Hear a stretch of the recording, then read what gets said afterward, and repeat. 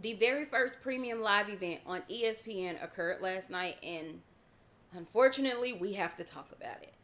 Because I really considered not making this video, and then I said that's not fair if I only post reviews when something that I enjoyed happened, when I am really excited and have nothing but positive things to say about a PLE.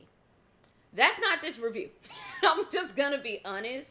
I'm quite disappointed, I'll say that. But what we're gonna do is start with the matches that I enjoyed the most and work our way down to the things that I enjoyed the least. First and foremost, either of these two matches that I'm about to mention can be considered match of the night because I truly believe these were the best moments of Wrestlepalooza. We're going to start with one of my favorites, which was AJ Lee and CM Punk taking on the World Heavyweight Champion Seth Rollins and his wife, the Women's Intercontinental Champion Becky Lynch. From the get-go, this match was all about drama and entertainment because you had Seth and Becky coming in with the matching robes on the pedestals, being lowered down to Seth's theme, and then walking into Becky's theme. Then you had Punk come out with an AJ's husband jacket with AJ hearts all over his trunks, and then AJ Lee, of course, in her signature gear for her very first match in 10 years. I will not lie to y'all, this match pissed me off for the first 7 minutes because I was waiting. Seth and Becky really did their jobs by making us so annoyed and so angry that we were not getting AJ Lee like we wanted. But when she finally got in, from there on, that match was absolutely fantastic. If you were concerned about whether AJ would be able to hang after 10 years of not wrestling, I think that she laid that all to rest. That match was absolutely phenomenal. The couple moments where they're doing the finishers and doing these segments together, the sliced bread that CM Punk and AJ did with Seth Rollins and Becky, the pedigrees, the submissions. Seth Rollins took a Black Widow, which we all knew. I was waiting for that. This match was absolutely fantastic. I would be remiss if I did not mention the announce table moments with AJ and Punk setting up, but then being reversed and AJ being thrown into CM Punk and the announce table absolutely collapsing underneath them. This match was fabulous. I enjoyed this match so much. And one last thing, AJ Lee and a curb stomp to Seth Rollins. You could see her afterwards like, yeah, I did that shit. I cannot say enough good things about this match. This should have been the main event, 1000%. It was the most hyped that crowd was all night outside of the women's title match. This should have been the main event. This match had everything that I was expecting from this PLE as a whole. Punk, AJ, Seth, Becky absolutely did their jobs and gave us the most amazing match that they could have. Now we get to see AJ more than likely go after that Women's Intercontinental Championship, and that excites me so tremendously because we're finally getting that mid-card bill. And if AJ is exactly who I expect her to be, we're going to get to see AJ putting that title on the line against some of everyone backstage. From people we hardly see like Maxine or Natalya to the people we see all the time like the Rheas, the Baileys. I'm so excited to see where this feud goes and what happens next. Phenomenal match. Absolutely loved it. Honestly, if I did ratings, this would be a 10 out of 10 for me. Next up, I have to talk about the Women's World Championship match, which featured Io Sky and Stephanie Vaquer facing off for that vacant title. If you are a technical person, this one is your match of the night. These women grapped like no one else can grap that night. These women gave you the graps that you tuned in for. Truly, from start to finish, this was an absolutely amazing match. I believe that this match got the first "This is awesome" chant all night. These women were flying. These women were kicking. Punches were being thrown. It was an all-out brawl. Full of respect, though. The finish to this match was absolutely beautiful. Stephanie doing that spiral in mid-air is of legends. I don't care. It looked absolutely fantastic. And the respect that her and Io showed to each other by bowing afterwards sealed this for me. I knew that this would be an astounding match, and they didn't disappoint at all. I will say I was shocked that this match had absolutely no interference. I was shocked that there was no Asuka, there was no Kairi, there was no Rhea, because I was for certain that that would have to happen, that Asuka would either be the reason Io won or she would be the reason Io lost. I was really back and forth on which woman would win because of the actual piece of interference. I am not mad that Stephanie is the champion, and it makes it even more special for her because this was the first time her father watched her wrestle live, and it was the day before his birthday. So he got to enter his birthday knowing that his daughter is one of the top women of WWE right now, and I'm so excited to see what they do next for her. I doubt we'll see any real contenders for that women's championship right now, though, because Crown Jewel is in a few weeks, and we all know she'll be going up against the WWE Women's Champion from SmackDown, which will either be Tiffany Stratton, Jade Cargill, or Nia Jax, since they'll all face off this Friday. And then right after that, we have War Games, so I don't know if we're really going to get a title defense out of Stephanie before December. That might be a stretch. I'm not sure. I'm really interested to see where they go with her and how they book her championship. As for Io Sky, I expect her and Rhea to end up tagging off against Kairi and Asuka as we go into War Games, and for that former Damage Control group to be separated during the War Games match. But again, as for this match itself, I absolutely loved it. I have no notes. There is nothing they could have done differently with this match that would have made me enjoy it more.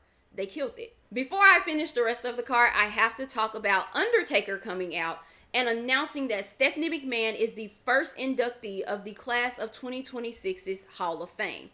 Very early announcement. I'm not sure why we're announcing Hall of Fame this early, but as a Stephanie McMahon girl, I have zero problems with this. I have loved Stephanie my entire life. I'm really hoping they open the vault and bring back some of that OG merch for this, because I want that SMH shirt. I don't care. If you don't know, the McMahon-Hemsley era is one of my favorite storylines outside of the Bloodline. I know there's so many more better storylines, but that was one of the ones that I remember the most from my childhood, and I loved it the entire time. Like, it was the good girl ending up with the bad guy and going bad and just flaunting the fact that she was the princess, that she was the queen, that you had to bow down to her. I love Steph. I'm so excited for her. If this was the surprise that H was talking about, though, I don't know if it really counts. We see Taker and Stephanie so much with their individual podcasts that seeing them pop up on the actual show is no longer a real surprise for me. I love them. I love this announcement, but I kind of needed a little more. The Usos took on Braun Breaker and Bronson Reed, and I was really wondering what they were going to do for these entrances, because I could not see them not giving Jey Uso a chance to yeet to the ring, but I also really did not want Jimmy to come out just to Jay's music. I was really excited to see them walking out originally to day one-ish. I was hoping for another welcome to the Uso Penitentiary, but that's okay. We still got main event-ish. The crowd still got to get hype after what they saw to open this damn show. So, like, the crowd really deserved that. I was surprised to see the Vision looking more uniform with the leather jackets and the Vision on the back. I liked it. It's a nice touch. And I'm wondering if they're finally going to move like a tag team going forward, because they did look like a tag team during this match. I don't think this was a bad match at all. I'm seeing a lot of heavy criticism from this. This was a good match. There was not anything. Now, do I think that the ending was supposed to go the way it did? No. I do think that match was supposed to be a little bit longer, but because of Jey Uso's terrible injury, which thankfully he has already announced that he's okay, and very glad to hear that, because that was very much a freak accident, I think they just had to speed up the way things ended a little bit. LA Knight being the special guest referee is a choice. Still not really sure why, but I did enjoy that because of that, this match kind of became a no holds bars, no DQ style type of match. We got chairs, we got tables, we got things that a normal ref would not have allowed us to get. And because there was no other stipulations on this card, I'm very excited about that. I think both teams looked absolutely phenomenal. Braun and Bronson are really showing that they should be in the tag title picture, and I'm still not sure why we haven't made moves to that when Finn and JD are really just holding those belts in the Judgment Day hangout for hostage. But whatever. Either way, I was not surprised to see the Vision pick up the win. As a matter of fact, that was in fact my prediction. As of this moment, I'm like 4-0, but that changes in the next match. But still, I think the Vision needed this far more than the Usos did. The Vision kind of needed some type of win to solidify themselves as a true tag team, as a true faction. Even though Seth and Becky ended up losing to CM Punk and AJ, I think Braun and Bronson taking this win helps them go into War Games a whole lot more. Obviously, this story is going to continue. We're going to see the Usos and the Brauns mix it up again. But I am hoping to see the Brauns enter the tag team title picture at some point, because the Vision should have the gold. They should have the gold. That would give them every title except the men's Intercontinental Championship on Raw. And I do think that that needs to happen for this faction to continue to look and build towards being as great as they should be. Cody Rhodes and Drew McIntyre also faced off for the WWE Undisputed Championship. And I'm going to be really honest with y'all. I had to start re-recording again because I completely forgot about this match in my original recording. This was not a bad match. I just do not think this match should have been the main event. I think this match would have been way more well received if this match had opened the show.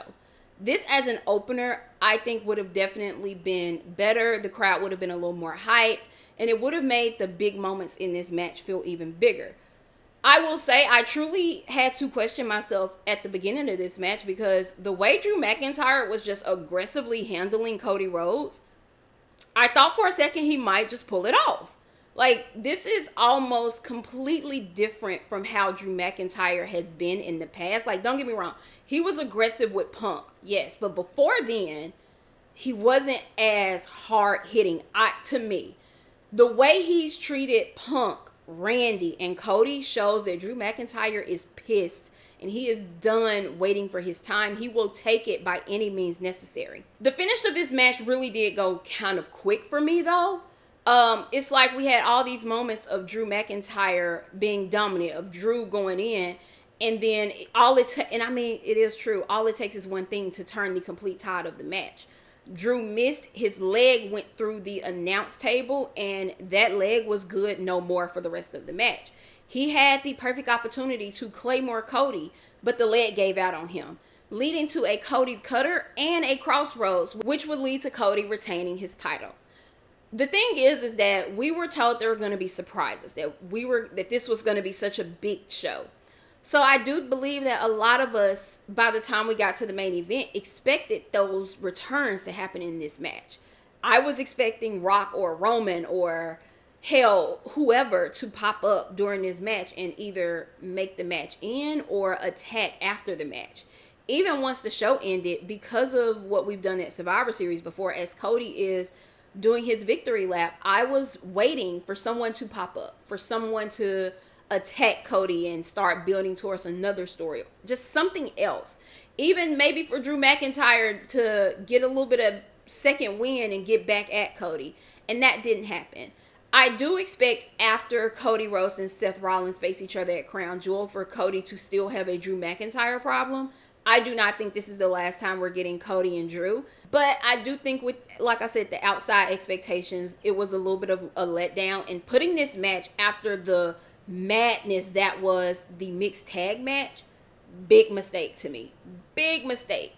This match should have opened the show, and I think that as a whole, maybe Wrestlepalooza would have been more well received. Maybe if we had this match to open with Cody's entrance and Drew McIntyre and all the things that they ended up doing, I don't think that we would have been as disappointed in this card as we ended up being. Now, getting into this final match, I'm going to let you know straight up, I am extremely, extremely, extremely disappointed in this. This match could not be worse.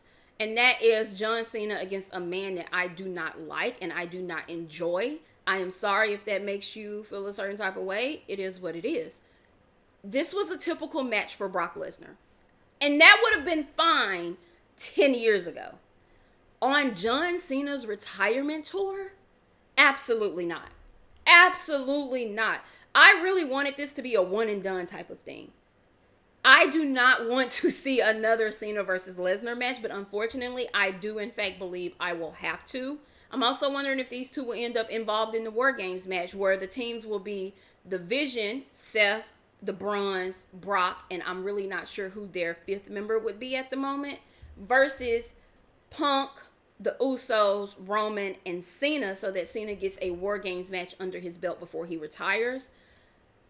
This was just such a letdown, though. Like, I feel like this match did not have a place on this card, but two, was a horrible pick to open the show because it killed the crowd. The crowd was just over it the rest of the show because they had to watch Cena get absolutely annihilated the way he did. And again, this used to be something that people found exciting. I've never truly been a real Brock Lesnar fan, but, you know, once upon a time, that whole F5 suplex, blah, blah, blah, blah, blah, that whole thing, that used to be a thing. That used to be something that fans enjoyed for the most part. I don't think that's the case anymore. And again, with this being John Cena's retirement tour, and that being one of his very last dates, we only have 5 more dates with Cena this year. It did not need to be wasted on Brock Lesnar. And it did not for sure need to be wasted on that match. I hate to be so strong in my criticism with that. I genuinely do. It's really not who I am. But I have to admit that I did not enjoy that at all. Especially with this being on ESPN now. And the whole thing being $30 a month now. For me, I will not lie to you, I do have the ESPN subscription, but that's because I also have Disney and Hulu, and my baby brother wanted ESPN, so I do like the multi-view feature on the ESPN app, so that if you want to watch more sports, if you have a more sports center family, you can also watch the WWE PLEs with whatever games are on at that moment. I think that's a great feature, but if you're going to give us this high price tag, you have to make it worth it. It's hard for me to even talk about this because, like I said, I'm quite disappointed. I honestly would like for us to just start John Cena's whole retirement tour over. Like, we need a redo. This was not the retirement tour that John Cena deserved. John Cena should have been popping up in NXT and mixing and mingling with that future talent. He should have been in rings with AJ Styles, Seth Rollins, Dominic Mysterio, Austin Theory again, the Street Profits, the individuals of Motor City Machine Gun. We could have had Penta, Ray Phoenix. We have all of these amazing talent that we could have been giving John a first time at or a final run at, and we haven't gotten that at all. I'm not sure what these last 5 dates will look like, but I unfortunately do expect that we'll have to see this match again. And probably one more time after that, because they're going to have to do a best 2 out of 3. So, yeah, that's a choice. I'll leave it at that. That was a choice. So, let me know how y'all are feeling down in the comments about Wrestlepalooza. If you are disappointed or if it kind of met your expectations. If you enjoyed this video, make sure you like it, subscribe to my channel, and turn on post notifications so you're notified every time I post. Until the last bell rings. Bye, guys.